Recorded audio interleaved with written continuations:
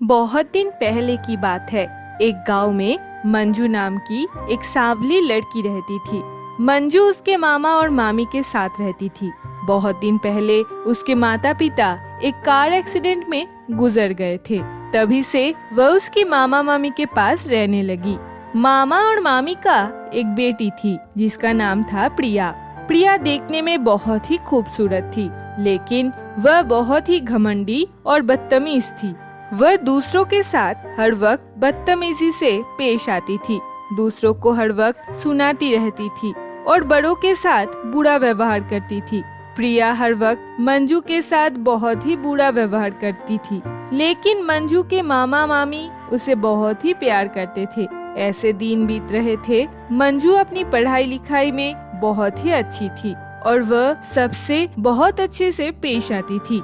एक दिन प्रिया कुछ खरीदने मार्केट जा रही थी। तभी उसे मंजू आकर बोलती है, प्रिया, मुझे भी कुछ सामान खरीदने मार्केट जाना है। मैं भी तुम्हारे साथ मार्केट जाऊंगी। चलो एक साथ चलते हैं।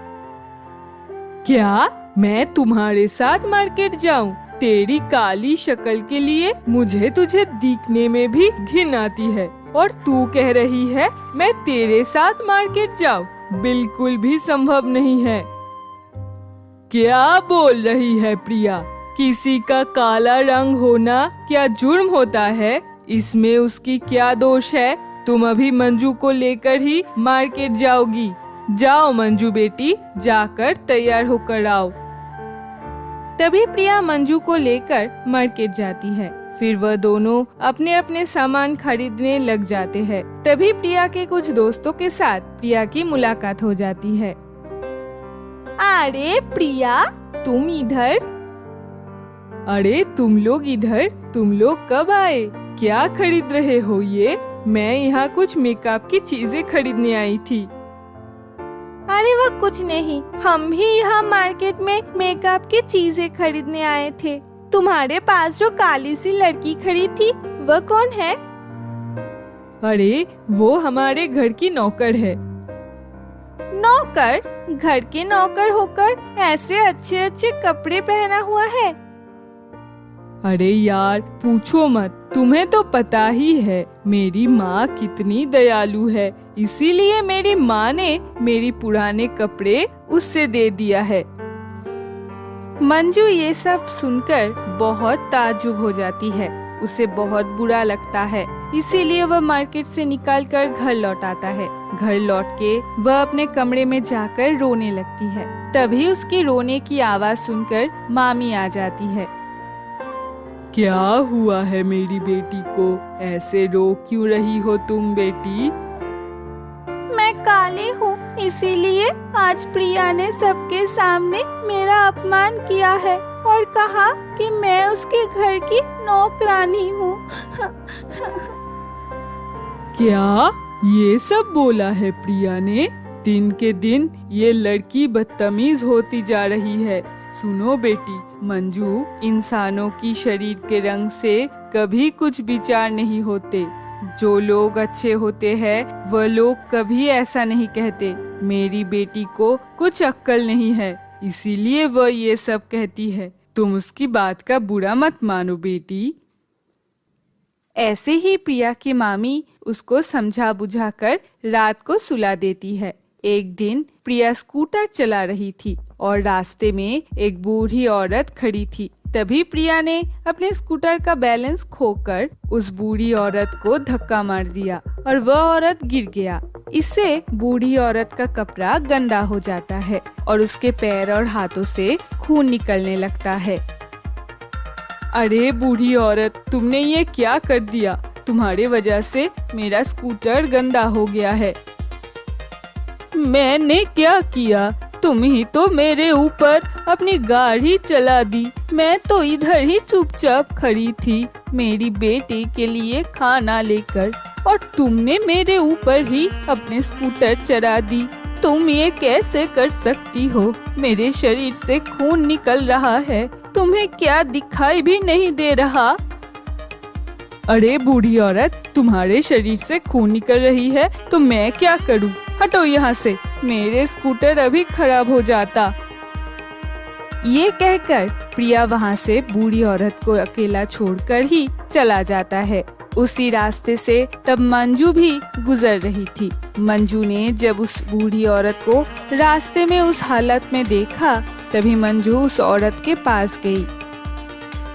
अरे, आपके शरीर से तो खून निकल रहा है, आपको तो हॉस्पिटल में भर्ती करना होगा, आप चलिए मेरे साथ।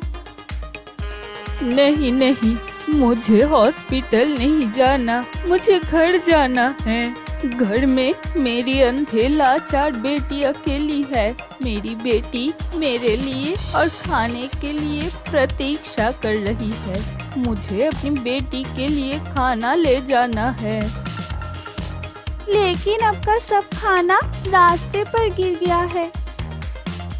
कोई बात नहीं, मैं भूखी रह लूंगी, लेकिन मेरी बेटी को खाना खिलाना जरूरी है। ठीक है, आप मेरे साथ आइए, मैं आपको आपके घर तक छोड़ देती हूँ। फिर मंजू ने उस बूढ़ी औरत को उसके घर पहुंचाने में मदद किया। मंजू बूढ़ी औरत के घर जाकर देखती है, वह लोग बहुत ही गरीब है और उसके घर में अंधी बेटी है। उनके घर में खाने के लिए कुछ भी नहीं है और सोने के लिए एक बिस्तर भी नहीं है। ये देखकर मंजू को बहुत दुख होता है और रोते रोते घर से बाहर निकल आता है। इंसानों के जीवन में इतना कष्ट क्यों है भगवान? अगर मेरे पास बहुत पैसा होता तो मैं उनकी मदद जरूर कर देती। तभी आसमान से एक परी उड़ रही थी, जो परी अच्छे लोगों को इनाम देती थी और बुरे लोगों को सजा। मंजू, मैंने तुमको देखा है, तुम बहुत अच्छी लड़की हो, तुम सभी का मदद करना चाहती हो, इसीलिए मैं तुम्हारी एक ख्वाहिश पूरी करना चाहती हूँ। तुम जो मांगोगे मैं तुम्हें वही दूंगी। बताओ तुम्हें क्या चाहिए? मैं चाहती हूँ इस बूढ़ी औरत का घर एक बहुत अच्छा सुंदर घर में बदल जाए, इन लोगों के पास बहुत सारे पैसे आ जाए और इनकी जो अंधी बेटी है वो भी ठीक हो जाए। ये कहने के बाद ही बूढ़ी औरत का घर एक सुंदर घर में बदल गया और उनके पास बहुत सारे पैसे आ जाता है और उनकी बेटी अब अपने आँखों से देख भी सकती है। तुम बहुत अच्छी हो, तुमने अपने लिए कुछ नहीं मांगा, तुमने उस बूढ़ी औरत और उसकी बेटी के लिए मांगा है। तुम चाहते तो तुम्हारे लिए भी मांग सकते थे, लेकिन तुमने खुद के लिए कुछ भी नहीं मांगा। तुम सच में एक अच्छे इंसान हो। तुम तुम्हारे शरीर का काला रंग दूर करना चाहते थे तो वो भी मांग सकते थे, या तो पैसे भी मांग सकते थे, लेकिन अपने लिए ना मांग कर दूसरों के लिए मांगा। तुम बहुत ही नेक दिल की इंसान हो, इसीलिए मैं चाहती हूँ तुम्हारी सभी कष्ट दूर हो जाए।